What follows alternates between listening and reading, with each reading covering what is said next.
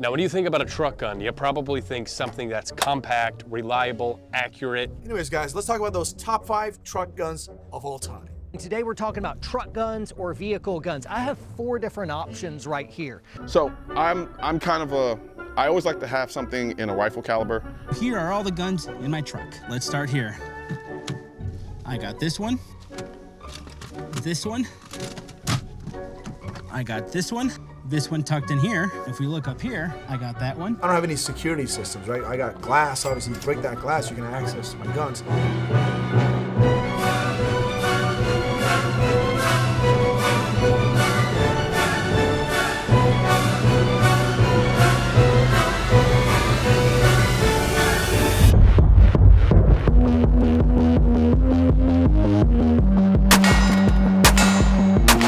So yeah, backpack gun takes a big W for this one. I just killed a steal. My wallet? Absolutely. Let me get my wallet for you.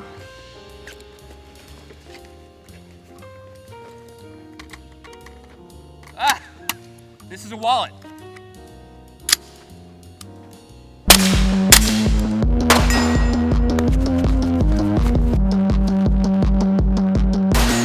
How do we feel about the legality of that scenario?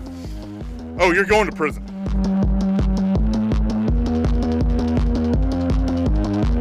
All right, so starting off, I just want to put a huge disclaimer out there that I have neither been there or done that. This video was kind of an excuse for me to test a bunch of kit and run a couple scenarios that get talked about a lot when it comes to the truck gun or backpack gun. Also, this is not legal advice. As you likely saw from the intro, a huge topic of discussion that gets tons of views in the 2A sphere is the whole idea of the truck gun or the bag gun. And it does seem really appealing, right? The idea of being able to bring a weapon with you that has huge capability increases from your normal concealed carry handgun. There's a ton of perks to that. I can't argue against it, but I've found that the vast majority of content here on YouTube regarding the idea of a truck gun or a backpack gun, it's mostly geared to sell you stuff. And this should go across the board, but any grown man who is through a screen telling you that you 100% need something, anything, they're trying to make a sale. And I'm not going to discredit them for that. Everyone needs to make the bottom line, make their money. That's fine. But it is just something you need to be aware of when you're consuming content. Most of the content about truck guns on YouTube is vastly skewed towards the narrative that, yes, you need a truck gun right now, you need a backpack gun right now, and if you don't get one, you're gonna be killed in the streets. And I like the idea of being prepared, right? But can we recognize that's a little bit ridiculous? So when would you actually need a truck or a backpack gun? So situation 1 was the robbery, and I mean, the clear winner here was just the concealed carry handgun. It's not even really worth talking about this one much. That's my purse, I don't know you! The other 2 options, using a gun in your backpack or a gun that's stored in your truck, they were such bad options in responding to a robbery that they were almost memes. Like, it's just laughable. If you're in a robbery where someone directly confronts you, you're gonna use your handgun. The bag gun, the truck gun, that is not gonna help you. If you have time during a robbery to open up a backpack and deploy a weapon, or run to your truck, deploy a weapon, and come back, you're gonna have a real tough time in court arguing that you couldn't have just left. Threat! Oh no!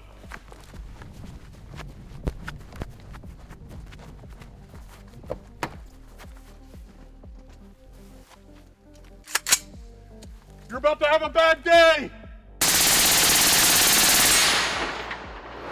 How do we feel about the legality of that scenario? Oh, you're going to prison. You were able to retreat. You were able to get to your weapon, chamber around, flip it into FRT, maybe hit them once.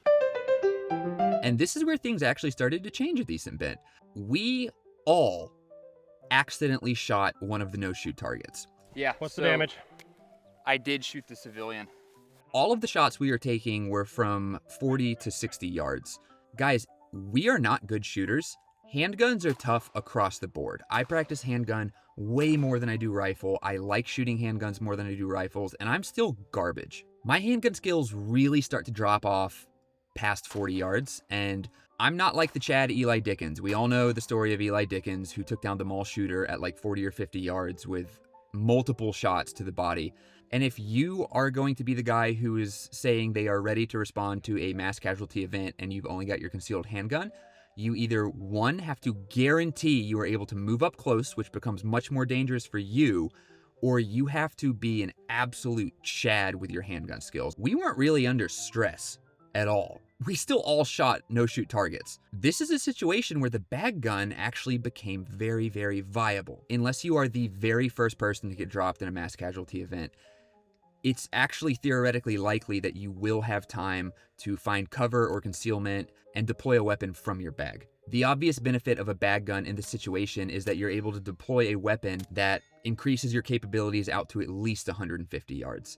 Even something like a Flux Raider, just a standard handgun that would have a brace or a stock on it is going to take your ability to shoot and drastically increase it. So one of the things that I've learned in active shooter response through a group called Able Shepherd in Colorado, every run we've done so far, we've turned our back to the threat. Ideally, you want to literally walk yourself back and keep gun ready and walk yourself back on the threat where you're not losing the target. Yeah, see, Taylor actually knows what he's talking about. Sometimes. And in those types of high-stress situations, a bag gun actually starts to look pretty viable. Where it starts to get into a little bit of a moral and legal gray area is the truck gun. If you have time to make it out, get to your truck, get a weapon, coming back in can be a little bit of a gray area.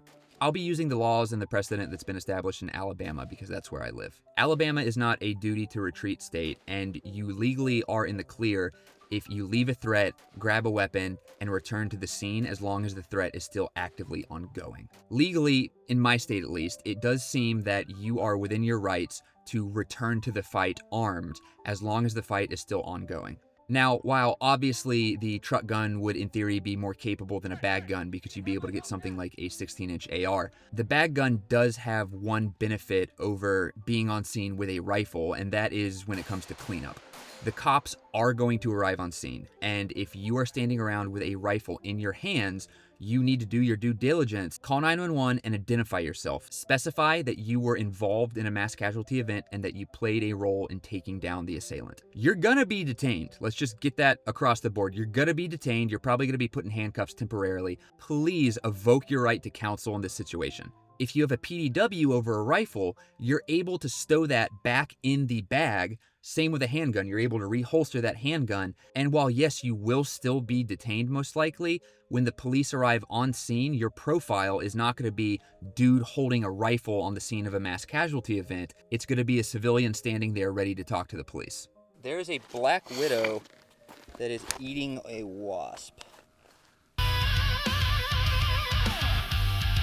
That is more entertaining than this entire video that I'm gonna make.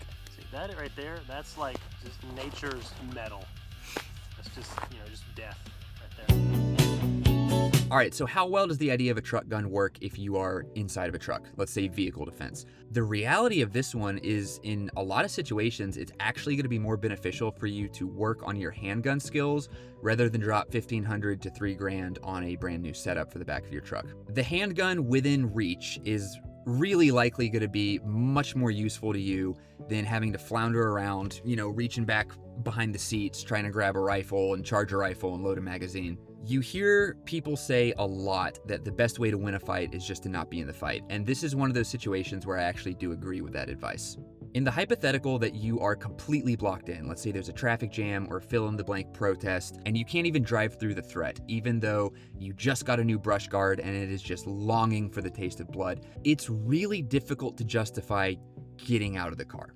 If you are completely boxed in and the threat is active, say it's like you literally see someone going car to car, door to door, and they're just executing people, yes, you need to get out of the car and you need to start doing work. And if you're getting out of the truck, you probably do have time to throw the back door open and access a primary weapon. So I did a little bit of math for this one. The statistical odds of you responding to something like this inside a vehicle are between 1 in 2,500 and 1 in 6,500 annually. So every year those stats reset. That's odds of 0.04 and 0.015. What you have to determine is, are those odds enough of a concern that I am going to be okay having kit in my car that I am 100% comfortable with it getting stolen and I'm losing it forever?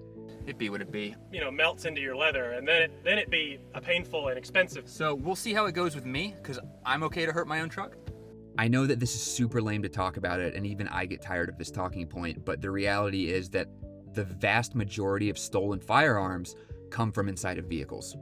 You have a 1 in 350% chance of having your car broken into and a firearm stolen. That's a 0.3% chance of a firearm getting stolen. While not high, you are actually between 7 and 19% more likely to have your gear stolen out of your car than you are to use it in the situation that you've been daydreaming about. My wife's car has been stolen before, and I have several close friends who their cars have been broken into and firearms actually have been stolen. I keep things in my truck that are more of soft force multipliers, so things that give me greater capability, like an extended magazine for my handgun, spare ammunition, medical supplies, tourniquets, and armor. The final situation that we tested, we kind of combined two different things. It was wilderness recon or land management, and then shit hit the fan. All right, we are driving on the farm. Wow, look how pretty this all is, even though it's the apocalypse. There's something on the hill. What is it? Something on the hill. That might be a skinwalker. Let's take a look.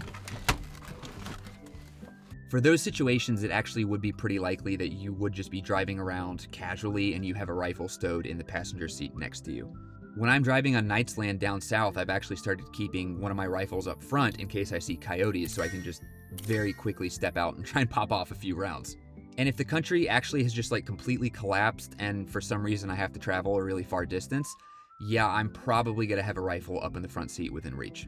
If you're a landowner and you're sitting on, 100 or 1,000 acres or whatever, more power to you. I want to be you when I grow up. That's my goal. You probably already have a truck gun. I don't know why you're watching this video. I don't need to explain to you that coyotes and boar are a huge problem.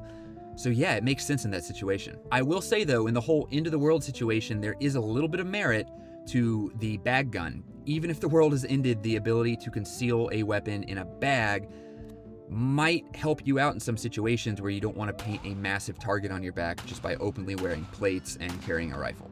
So like I said when I started this whole thing has just been an exercise for me to test different scenarios with different pieces of my kit.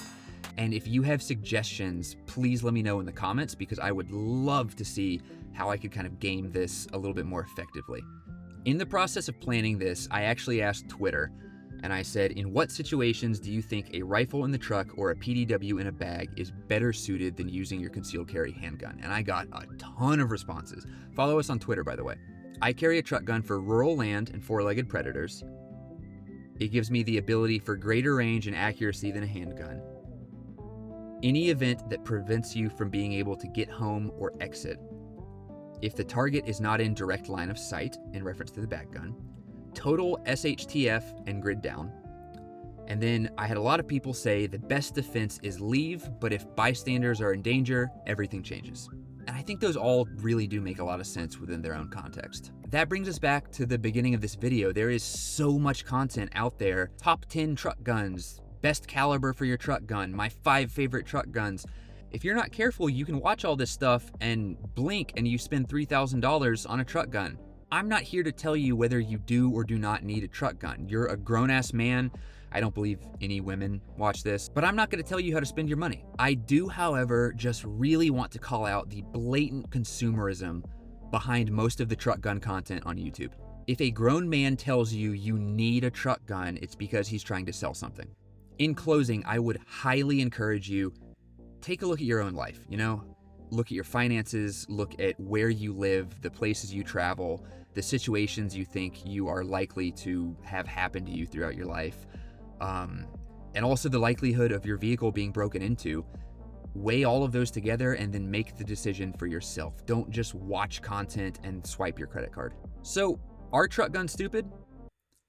I think only if you get one because an influencer told you to. Fuck it, I guess I'm reloading out of the pocket again. Does anyone have lotion for my big fat Glock? Shooter ready? It's only big because it's black.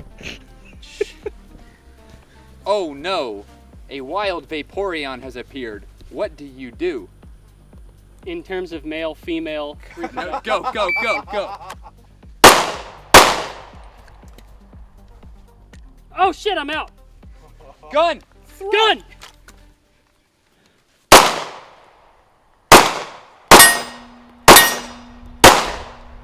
I don't know. Oh, I'm out.